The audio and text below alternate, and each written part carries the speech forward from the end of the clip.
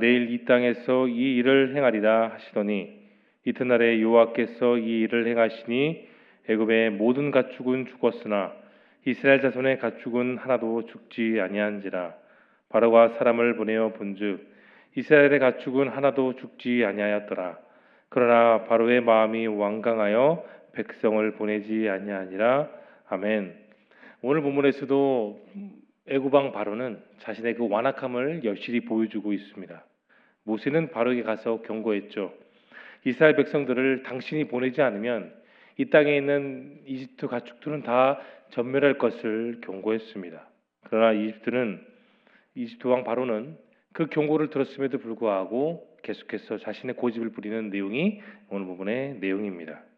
내용과 1번을 보겠습니다. 하나님께서는 바로에게 어떤 경고와 재앙을 말씀하십니까? 하나님의 손이 직접 이집트 땅에 있는 말과 나귀와 낙타 등 그 이집트 땅에 있는 모든 가축들을 바로 돌림병을 일어날 것을 경고하셨죠. 그러나 사전의 말씀처럼 하나님께서는 이스라엘 백성들이 키우고 있는 가축에는 전혀 재앙을 입지 않게 하셨습니다. 하나님 백성들의 가축을 지켜주실 것을 약속하셨던 것이죠. 2번입니다. 바로는 가축돌림병 재앙에도 어떤 태도를 보입니까? 하나님의 말씀은 그대로 적용되었습니다. 바로가 계속해서 고집을 부렸고 이집트 땅에 결국 가축 돌림병이 유행하게 되었죠. 이집트 사람들이 키우는 모든 가축들이 다 전멸했음에도 불구하고 바로는 계속해서 완악했습니다. 하나님께서 지금까지 여러 재앙을 선포하셨고 적용하셨음에도 그는 결국 단 한순간도 달라지지 않았던 겁니다. 여러분 오늘 보면 실전을 보십시오. 바로는 사람을 시켜서 상황을 살펴보겠습니다. 전염병이 그 땅에 돌고 있는 상황을 다 살펴본 그의 수하들의 보고를 바로는 분명히 들었습니다. 이스라엘 백성들의 가축에는 전혀 피해가 없는 소식을 들었죠. 그러나 그는 조금도 달라지지 않았습니다. 연구와 묵상입니다. 하나님께서 하루라는 시간을 주셨음에도 바로는 왜 명령에 순종하지 않았습니까? 하나님은 바로에게 하루라는 그 말미를 주었어요. 그가 잘못된 마음에서 돌이킬 수 있도록 하루라는 그 짧은 시간을 주셨던 겁니다. 그럼에도 불구하고 바로는 끝까지 고집을 부렸습니다. 그 결과가 무엇입니까? 이집트 온 동네에 죽은 가축의 악취가 너무나도 크게 심했습니다. 숨을 쉴 수가 없을 정도로 그 악취가 심했던 것이죠. 여러분, 이집트 땅에 모세와 아론이 하나님의 명령을 받고 간 이후 계속해서 그곳은 하나님의 재앙이 임했던 현장이 되었습니다. 피, 개구리, 이파리, 온역, 독종 등 무려 10가지 재앙이 끊임없이 그 땅을 재앙으로 삼았던 겁니다. 이집트 백성들은 계속해서 고통을 당해야 했습니다. 아무 잘못이 없던 그 백성들이 그들의 섬기고 있는 왕의 그 완악함으로 인해 고통당하고 있었던 것이죠. 재앙이 쉴 틈 없이 끊임없이 그 땅에 임했던 거예요. 이집트 백성들은 계속해서 고통을 당할 수밖에 없었습니다. 고집스러운 왕으로 인해 피해를 받고 또 그들은 슬픔에 젖어 살았던 겁니다. 하지만 바로는 나몰라라 고집스러운 행동만 했죠. 하나님은 계속해서 경고하셨고 그 경고에 머물지 않고 재앙으로 역사하셨습니다. 정말로 사람이 감당할 수 없는 압도적인 그 무서운 재앙이 있었던 상황에 그러나 하나님의 백성들은 머리카락 하나 상치 않았습니다. 그들의 가정과 소유한 모든 것들은 하나님의 보호하심 속에 그대로 잘 지켜졌죠. 하나님께서 참신이시고 참 요하라는 그 사실을 여러 차례 목격했지만 바로는 무식했습니다. 4번입니다. 느낀 점인데요. 마음을 돌이키도록 기한이 정해져 주셨음에도 완강하게 버티는 바로의 굳은 마음을 보며 이런 무엇을 느끼십니까? 이런 상황 가운데 우리가 잘 아는 에스겔 36장 26절에 이런 말씀이 있습니다.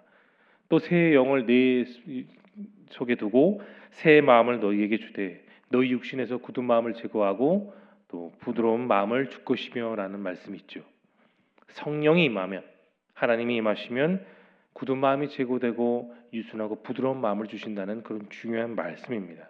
생명이 임하면 귀한 말씀이 임하게 되면 굳은 마음이 제거된다는 것이죠. 사랑하는 성도 여러분, 기독교는 변화의 종교라고 합니다. 그럼 무엇이 변화될까요? 우리의 그 잘못된 마음들, 완악하고 강팍했던 그 마음들, 굳어진 마음들이 주님의 말씀을 통해 부드럽게 변화되는 것이 핵심입니다. 하나님의 말씀을 따라 살아가는 성도들은 굳은 마음을 날마다 제거하며 살아가야 합니다.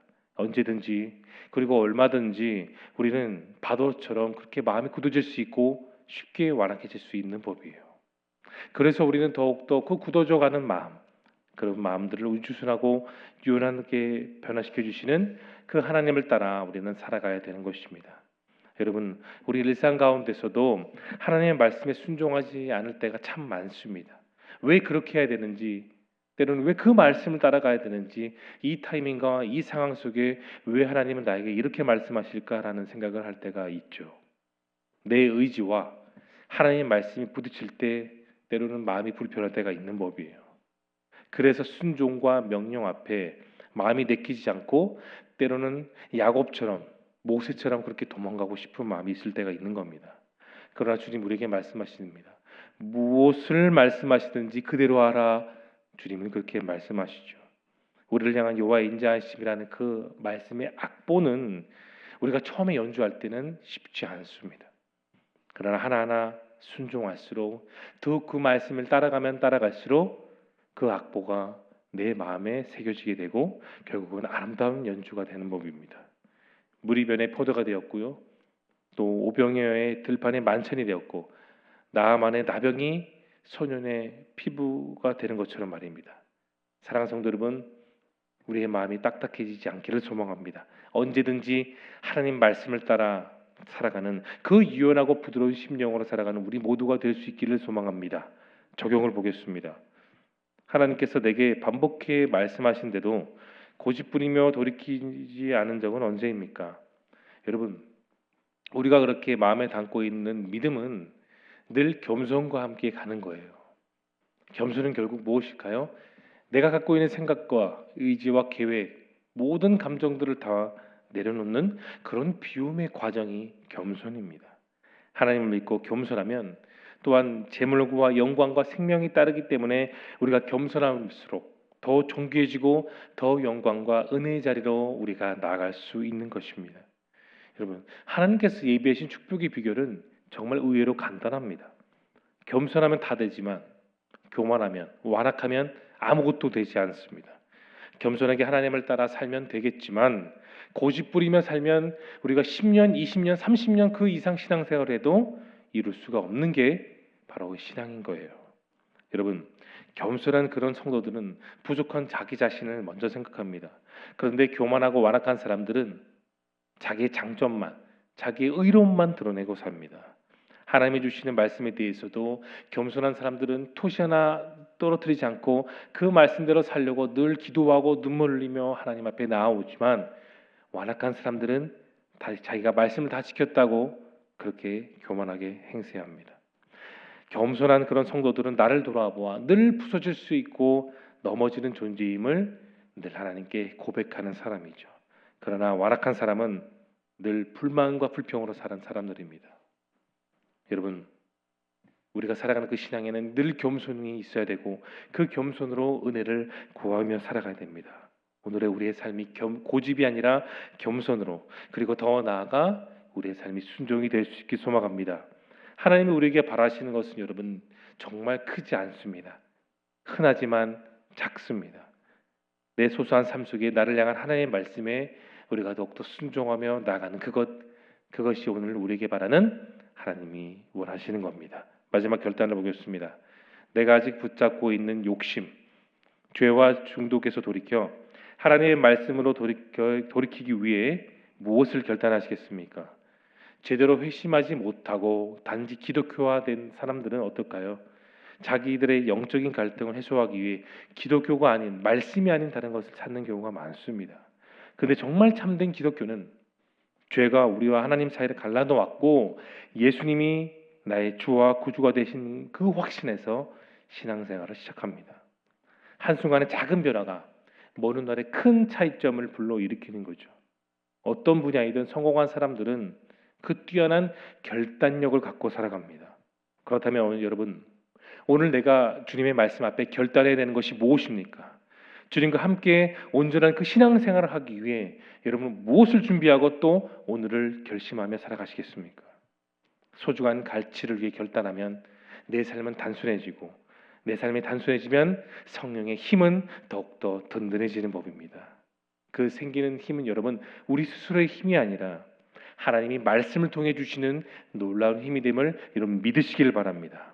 어느 처지에 있든지 진리 앞에서 내가 단순해지면 우리는 내 삶을 변화시키는 강력한 하나님의 역사가 나타난 사실을 여러분 기억하십시오. 오늘의 그 삶이 바로 그렇게 살아갈 수 있기를 바랍니다. 말씀 앞에서 하나님 명령 앞에서 에스겔 36장 26절의 말씀처럼 부드럽고 유순한 마음, 그러나 잘못되고 고집스러운 것 앞에 그것을 단호히 끊고 결단하며 오늘도 주님과 함께 동행하는 저와 여러분 모두가 될 수 있기를 예수님의 이름으로 축원합니다. 이 시간